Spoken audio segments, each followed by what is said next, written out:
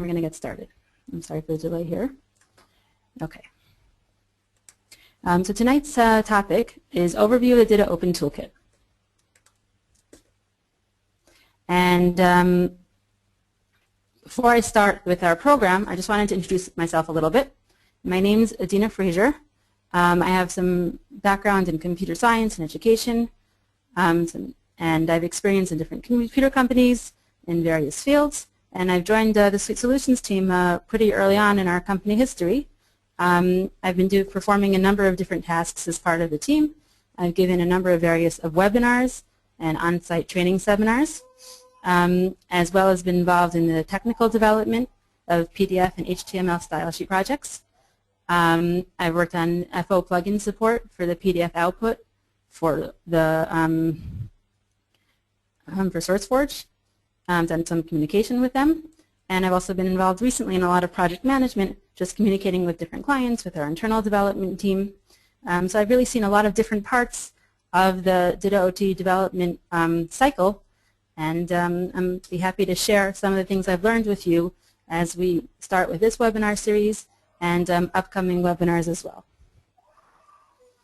Okay, so our topics for tonight is the following. We're going to be talking about a general overview of the DITA OT, what functionality it performs for us, and why we need it. Then we're going to go straight to the architecture of the DITA OT. I'm going to try to give everyone kind of a broad view of what the different components are, along with some details. We're going to move on to how to use it, namely how to render outputs using different trans types, then talk about some more advanced customization of the processing using ANT, and finish up with use of the DITAVAL files as ways of filtering output using different attributes. And there's a final slide about DITA OT resources, which are websites that can help us learn more about the DITA OT and be helpful when we're trying to develop or use the toolkit.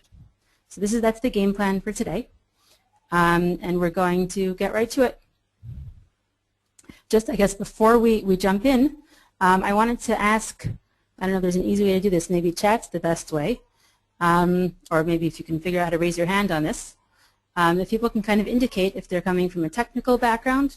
Have most of you used the DITA OT extensively before? Anyone want to raise your hand or put in a quick chat if you have?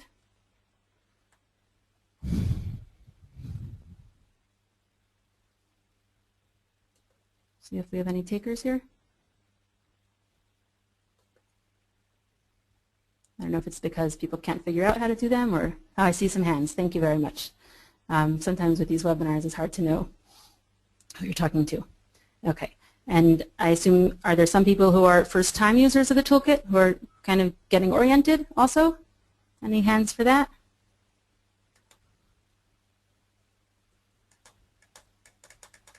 So I see someone said he's a tech writer and learning. Haven't used the toolkit yet.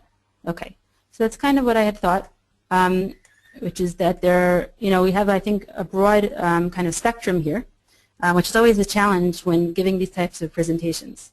I think it's especially hard over a webinar because I can't see people's faces. So I don't know if anyone's bored or I see someone else's very technical, great.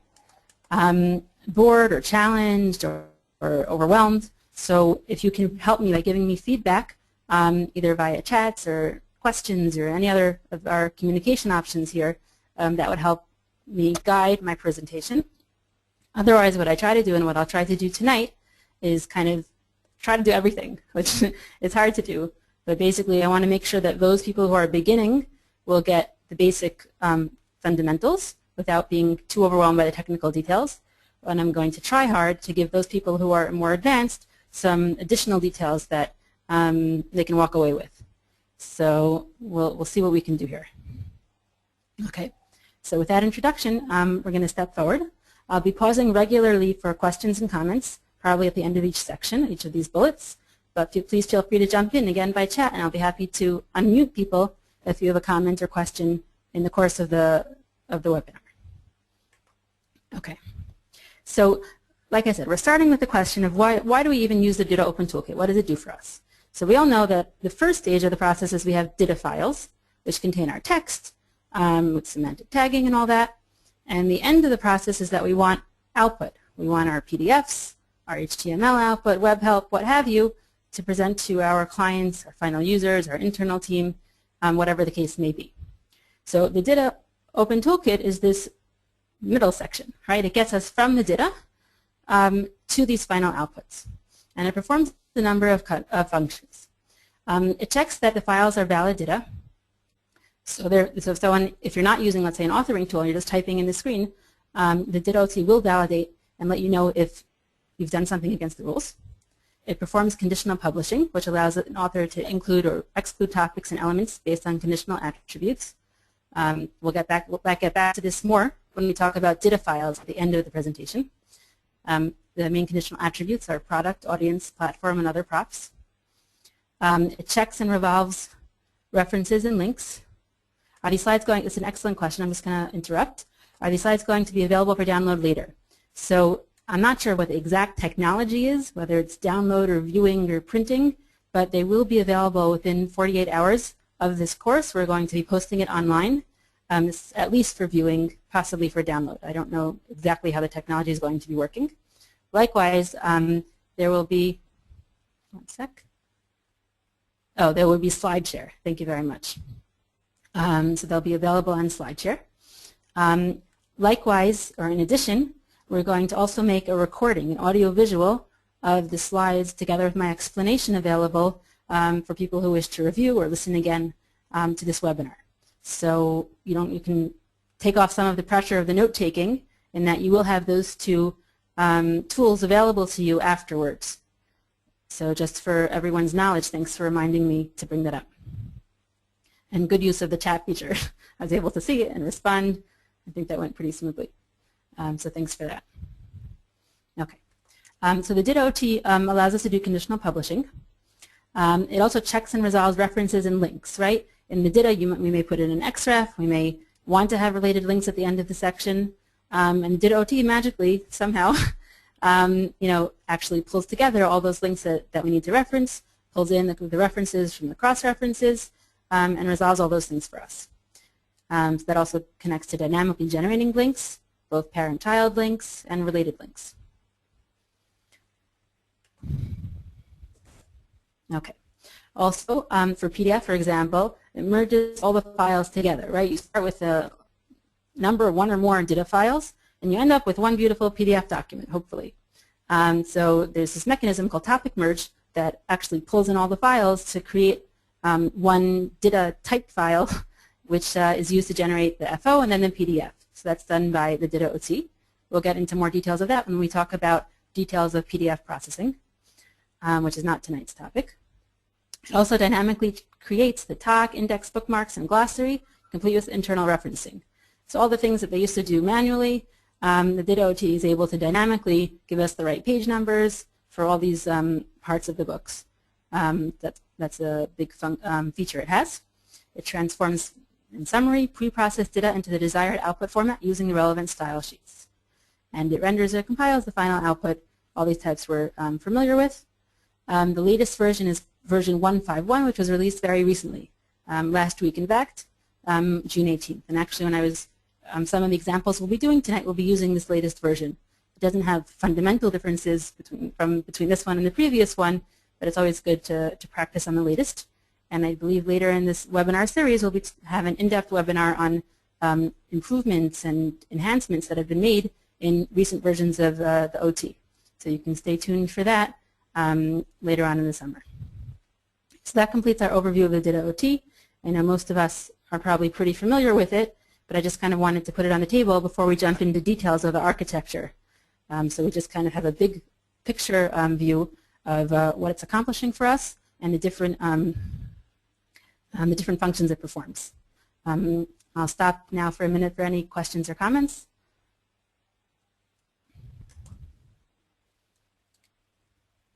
Okay, so if there are no questions or comments, we'll go into the rest of our program. So how does all this functionality take place? Right? What are the building blocks of the toolkit that allow it to accomplish all these different tasks? So that's what I'm calling DITA OT architecture. So DITA OT, I don't know if the arrows, they help some people and confuse other people, but we're going to try here. The DITA OT at its center, here we'll get to play with the spotlight now, has Apache Ant. Okay, the reason it's in the center is because it ties together all the different functions, all the different pieces that comprise the DITA OT. It's a programming language. We'll discuss it more on the next slide, but it kind of runs all the different processes that are part of the toolkit. And I guess around the periphery here are the different components. So to the left here we have an XML parser called Xerxes, which, as we would have to with any program that parses and manipulates XML, we have it also with the DITA OT. That Xerxes allows it to read the XML and use it efficiently. Okay, and on top here we have a Java section called DAS.jar, a Java library. Anyone know or can guess what DAS stands for?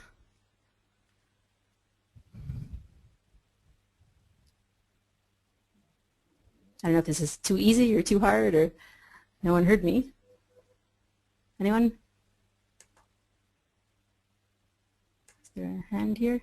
Go ahead in the chat, or unmute somebody.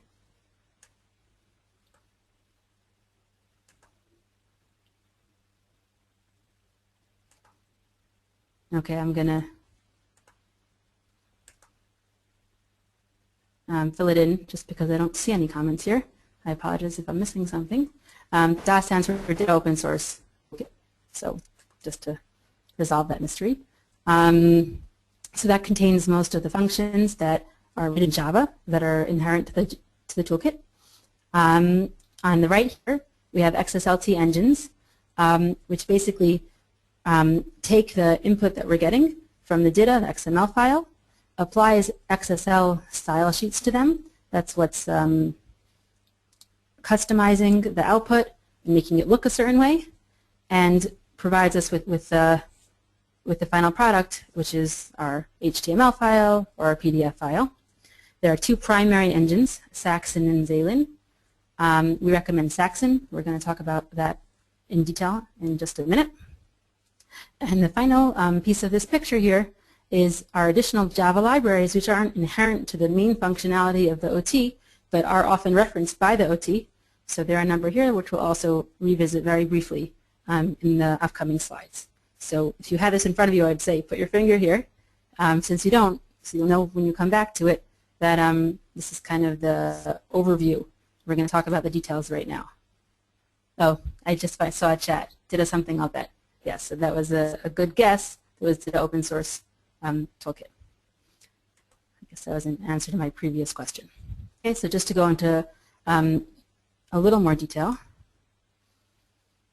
Again, I don't want to get drowned down in the technicalities, but I do want to go into some more detail, especially for those of you who knew all this already. We have to give you something else to walk away with here.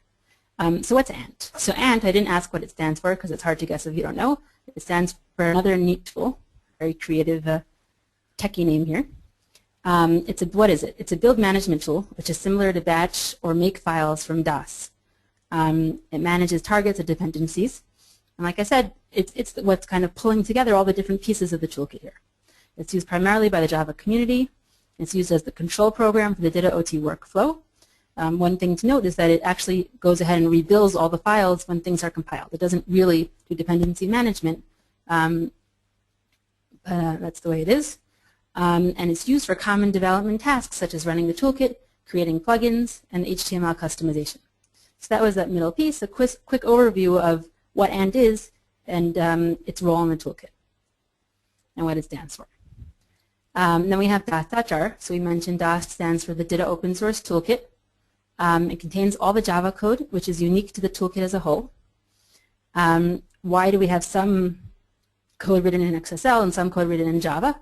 So there are two main reasons that I would like to suggest. There may be others.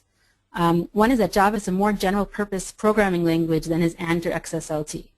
So you can do different things more easily using Java than some of the other technologies that are used in the toolkit. And an additional reason is that some code is written in Java to improve performance. So you may have things even that started off as XSL, maybe were causing a performance issue, and they have moved into Java code to help with that problem. An important thing to note about all the Java code, including DAS.jar, is that it's compiled code. So that means that as opposed to the scripting code like XSL, you don't actually see the source code just because you have the DITA OT installed. The source code needs to be downloaded separately. And that also means that when the source is changed, the jar file needs to be recompiled. So I don't know how fast my screen is going to change here, so let me know if I'm going too slowly or too quickly. But I got downloaded earlier, like I said, the latest version of the toolkit. And there are a number of different options that you can download for the DITA OT. So I downloaded the full install, DITA OT 151 here, and I also downloaded an installation that says SRC for source. And what's special about that installation is that it has a directory also called source, which does not exist in the standard DITA OT installation.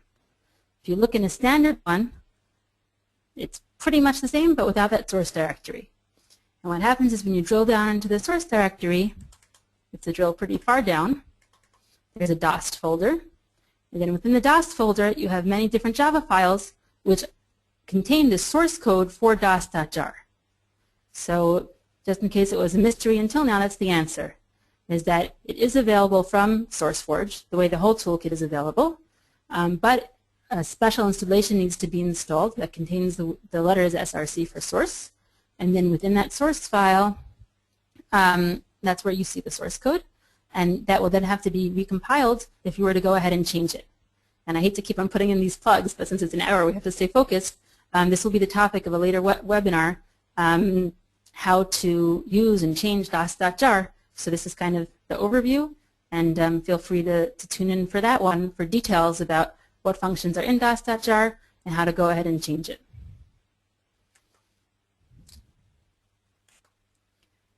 No, it's not what I wanted. Okay, that's DOS.jar.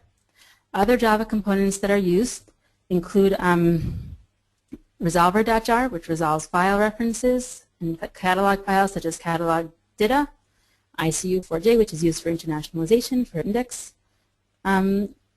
ordering, FOP.jar, which is a library for FOP, formatting objects processor, and Batik, which is another library used by FOP for graphics.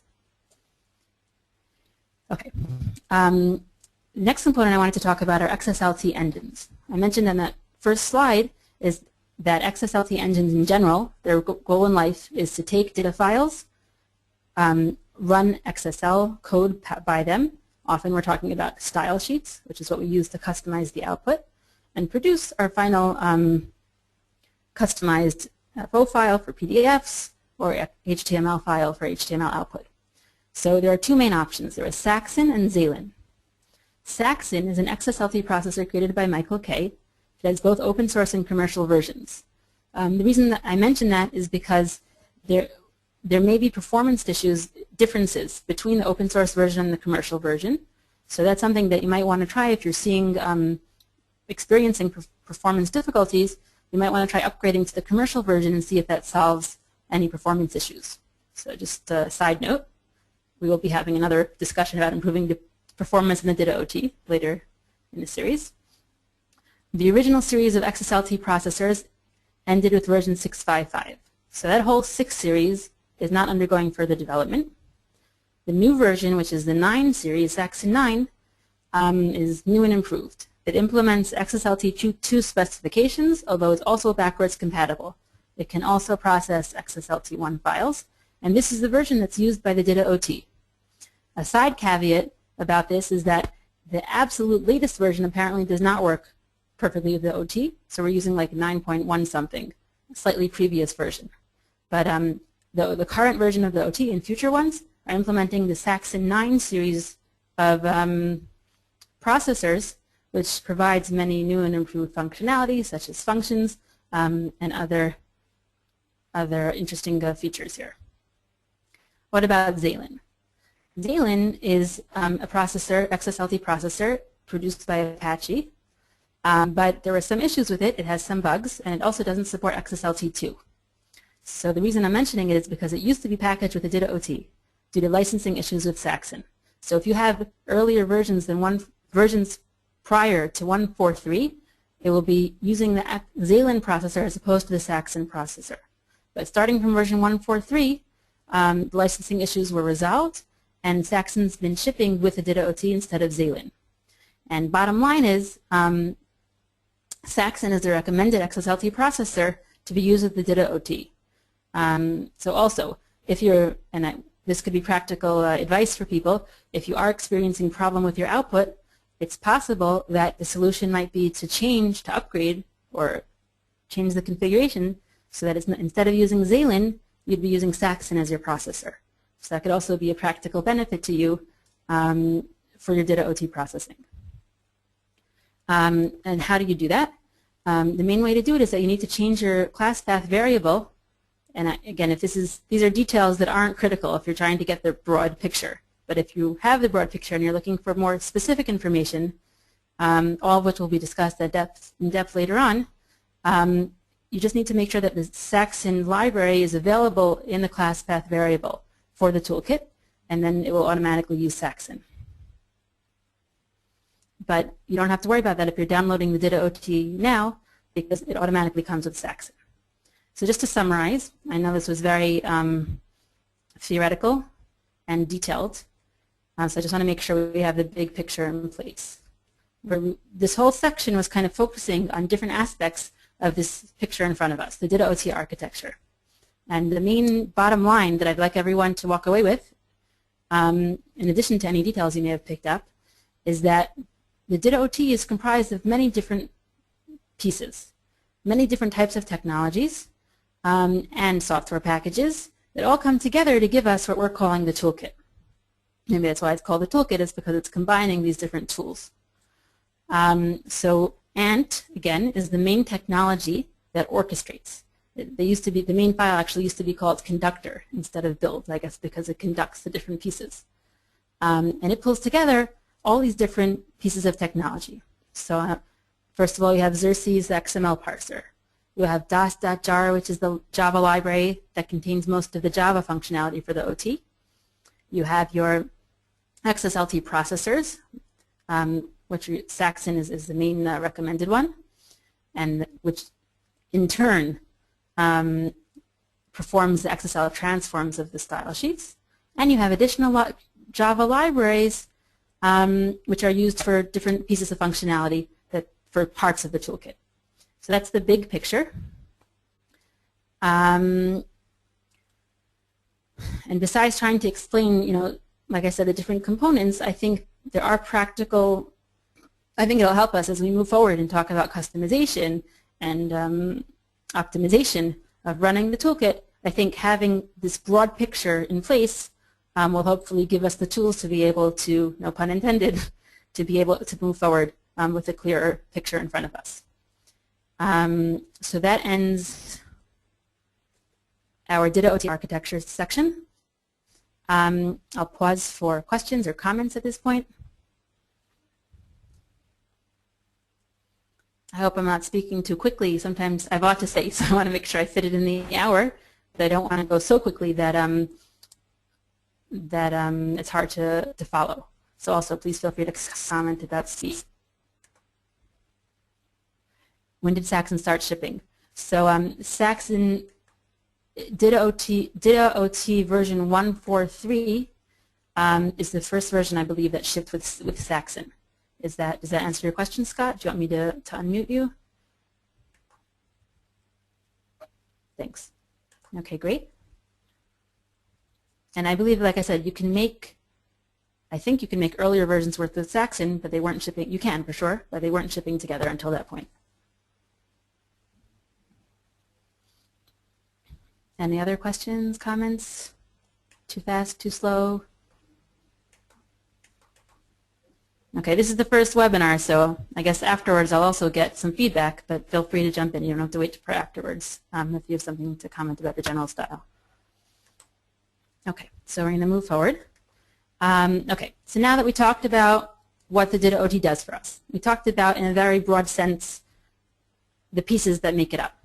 So now, how do we use it? That's the goal of this next section, rendering outputs using different trans types. Okay, so the easiest way to start with rendering output is to use the out-of-the-box build scripts that are provided with the DITA Open Toolkit. There are two main build scripts that I'd like to focus on now, two main types of scripts. One is build.demo.xml. It's a file in the root of the DITA OT, and it's a great way, without knowing anything about ANT or anything about all this technology stuff we were discussing, it's a great way to run the toolkit